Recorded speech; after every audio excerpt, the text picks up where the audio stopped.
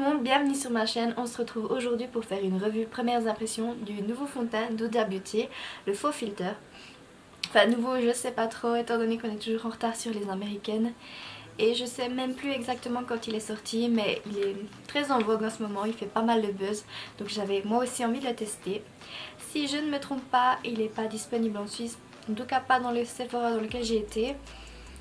Il me semble sur le site internet suisse qu'il y a uniquement les lip gloss, les lip matte, les highlighters et les palettes, ce qui est déjà en soi quand même pas mal. Du coup les fonds de teint, je crois, ils ne sont pas disponibles. Donc le mien, pour ma part, je l'ai acheté à Paris. Donc en tout cas, si vous êtes française, il va de toute façon pouvoir être disponible pour vous.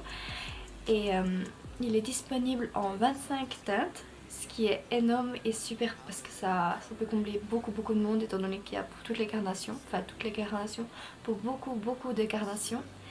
Donc je crois que j'ai plus rien à rajouter, donc si cette vidéo vous intéresse, je vous laisse avec la suite. Donc c'est parti, on va commencer. Pour ma part, j'ai pris la teinte latte et j'espère vraiment que ça va matcher parce qu'on a fait quand même 5 Sephora de Paris pour réussir à trouver ma teinte parce qu'elle était partout sold out. Donc j'espère que ça va matcher.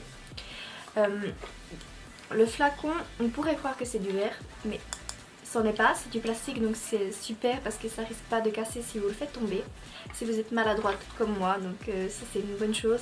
Autrement le packaging fait super chic, il est très joli et tout à son image en fait, vraiment à l'image d'Huda Beauty, très classe. Donc c'est parti pour le test.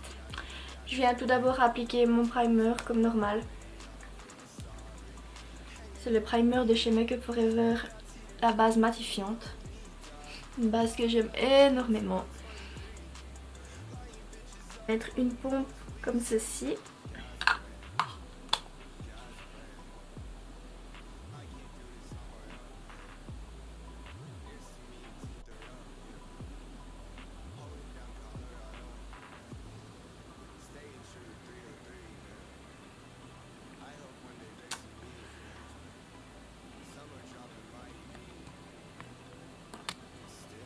Je rajoute pour en avoir assez pour pouvoir mettre avec le Beauty Blender.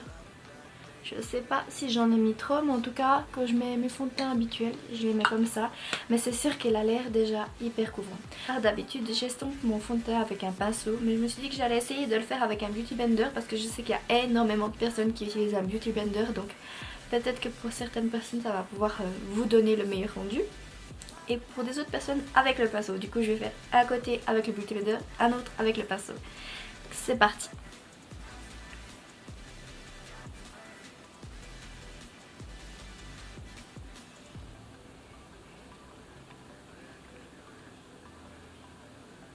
En tout cas ce qui est super c'est que ça match.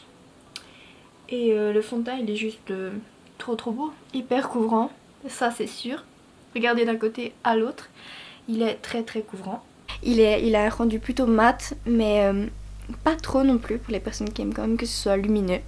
Vous pouvez le voir, ma peau elle est quand même toujours un peu glowy, même si elle est mate. Je sais pas si vous comprenez ce que je veux dire. Mais ouais, juste trop beau. Et pour l'autre côté, je vais utiliser le pinceau que j'utilise d'habitude, qui est le M439 de chez Morphe.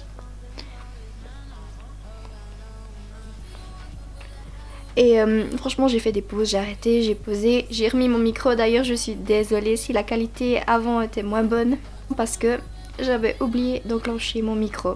Donc du coup je suis désolée. Mais ouais, j'ai fait plein de pauses et tout. Et il y a certains fonds de teint, vous savez, ils ont tendance à sécher hyper vite et du coup vous devez vous dépêcher pour travailler la matière. Et personnellement je trouve que celui-là bah, pas du tout. Au contraire, j'ai fait une pause, j'en ai fait même plusieurs pour dire. Et il est toujours très joli.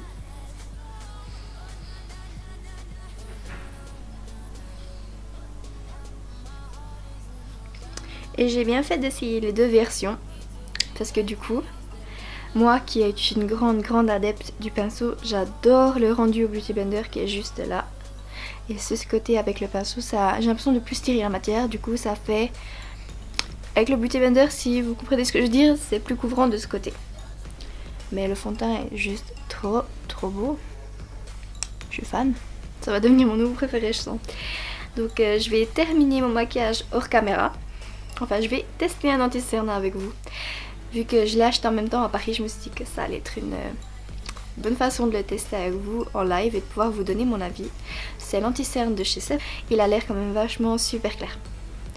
Donc on verra ça. Et après ça, je vais terminer mon maquillage hors caméra et voir comment tout se fond, si j'arrive facilement à mettre mon blush, mon bronzer, etc. pour voir comment le fond de teint réagit avec les autres matières.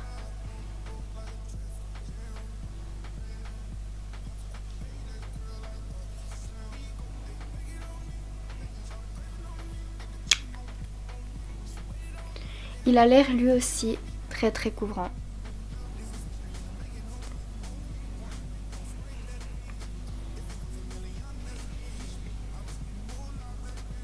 Mais aussi super lumineux, il s'estompe bien.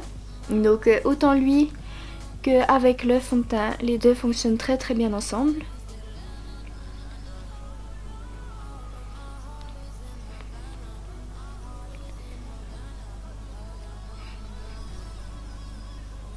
Pour moi c'est un match et en tout cas le fond de teint d'Huda Beauty il est juste canon. Je sais pas si vous pouvez le voir en caméra mais il est juste trop beau. Et maintenant pour ma part je vais terminer mon maquillage hors caméra et je reviens quand tout est prêt. Donc voilà, je suis de retour, j'ai terminé mon make-up. Donc tous les produits que j'ai mis, blush, highlighter, tout c'est super bien mélangé, il est très beau. Je sais pas, je suis tellement fan de ce fond de teint en fait. Je crois que j'ai jamais eu un rendu autant beau, autant couvrant, autant mat mais pas trop. Un peu satiné, juste ce qu'il faut. Juste trop beau. Après à voir s'il tient. Je vais pas faire ce genre de vidéo, je suis désolée, j'en ai fait par le passé mais ça prend juste tellement de temps de passer la journée, de revenir, de regarder comment il a évolué. Donc moi ce que je vais faire c'est vous laisser maintenant en vous disant que moi j'adore le rendu final de ce fond de teint. J'adore l'application, je trouve que il ne sèche pas trop vite, du coup on peut facilement travailler la matière. Bref, j'espère que vous trouvez votre parfaite teinte, parce qu'en tout cas moi j'ai réussi à trouver la mienne. Je sais que parfois c'est compliqué de trouver vraiment le match. Donc moi j'ai absolument rien à lui reprocher. Ce que je vais faire pour pouvoir vous donner des nouvelles, c'est que probablement, même quasiment sûr à 99%, je vais l'utiliser dans mon prochain tuto. Donc je vais pouvoir vous dire à ce moment là comment il a évolué, est-ce que je l'ai trouvé beau, est-ce qu'il est resté toujours pareil. Donc voilà, c'est ce qu'on va faire. Et je vous remercie d'avoir regardé la vidéo, je vous fais plein de bisous jusqu'à la prochaine. N'hésitez pas à vous abonner, à liker la vidéo et à la partager.